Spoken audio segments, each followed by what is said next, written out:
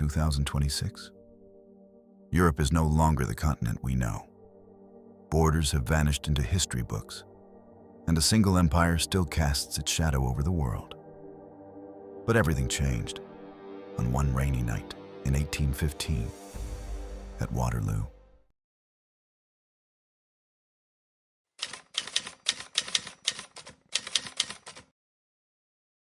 June 18th, 1815. Rain pours over the fields of Waterloo. Thousands of exhausted soldiers wait in silence as Europe holds its breath. For months, the Allied kingdoms believed this battle would end the nightmare forever.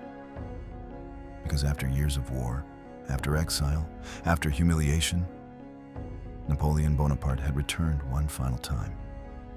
And tonight, the fate of the world would be decided in mud, blood, and fire. In our timeline, the Prussian army arrived just in time to save the British. But in this reality, everything changes because of the storm. Bridges collapse, roads disappear beneath rising water, messengers vanish in the darkness. The Prussians are delayed for hours, and for Napoleon, a few hours are enough to rewrite history itself. Evening falls over Waterloo. The British lines begin to collapse. Then comes the moment that history remembers forever. The Imperial Guard advances. In reality, they retreated. But not here. This time, they break through the center of Wellington's army. Panic spreads instantly. British soldiers flee into the night. And across the battlefield, one terrifying realization emerges. Napoleon has won. As the British retreat, disaster strikes.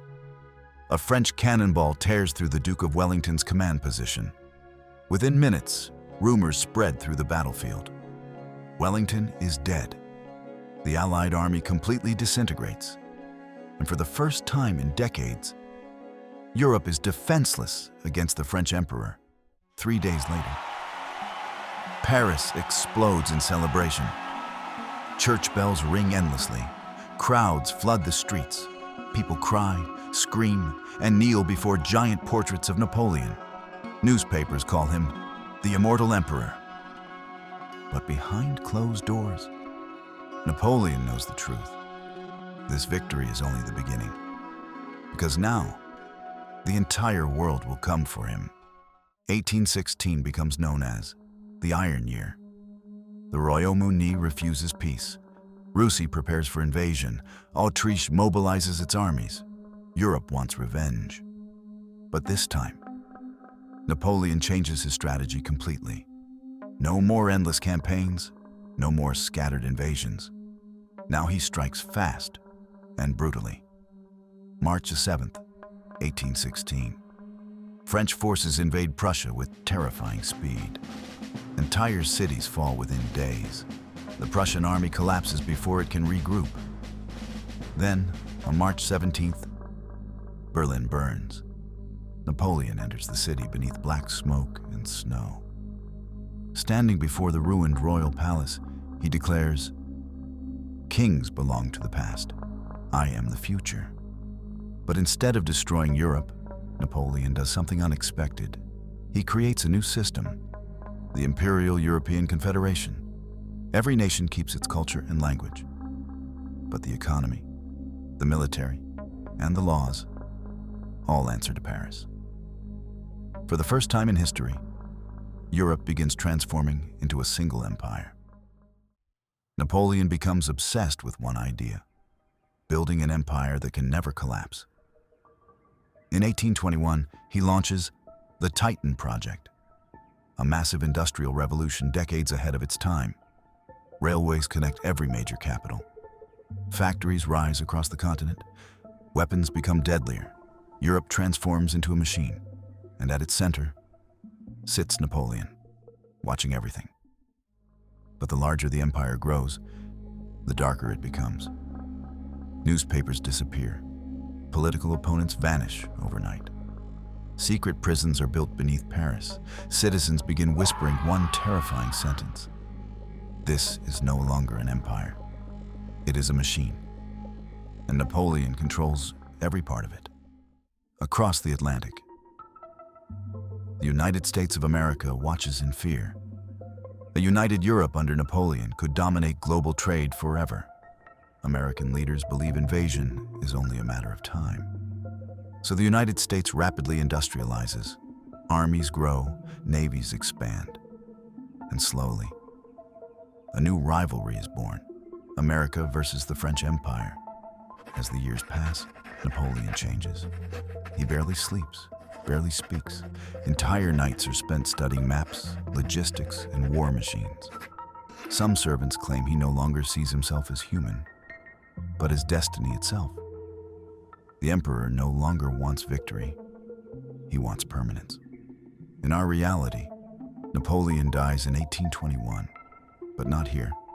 His doctors discover his illness early. Experimental treatments keep him alive for nearly 2 more decades. And during those years, his empire becomes unstoppable. By 1830, Europe is completely transformed. Factories blacken the skies. Armored trains cross entire continents. Gigantic cannons protect imperial borders. The Industrial Revolution arrives 40 years early. And for millions of people, the future feels terrifying. Europe is richer than ever before, but less free than ever before. 1837, Napoleon finally dies, and the world stops. Factories shut down. Church bells fall silent. Millions gather across Europe to mourn the man who changed history. But behind the mourning, fear spreads rapidly, because everyone knows the truth. Nobody can replace Napoleon. Napoleon II inherits the throne. But unlike his father, he lacks genius. Almost immediately, rebellions explode across Europe. Nationalists demand independence. Underground resistance groups appear everywhere. The empire begins to fracture from within, and enemies across the world prepare for war. 1861. Everything changes in a single second. During an imperial military parade in Varsovie, a bomb explodes. Thousands die instantly. Within weeks, Europe descends into chaos. The Great Imperial War has begun. This war is unlike anything humanity has ever seen. Armored trains, flying warships, massive industrial artillery, entire cities erased in hours. Historians will later call it the War of Empires. More than 60 million people die, and the terrible irony becomes clear. Napoleon did not prevent world wars. He only made them bigger. In this alternate 2026, the world is unrecognizable. French is the dominant global language.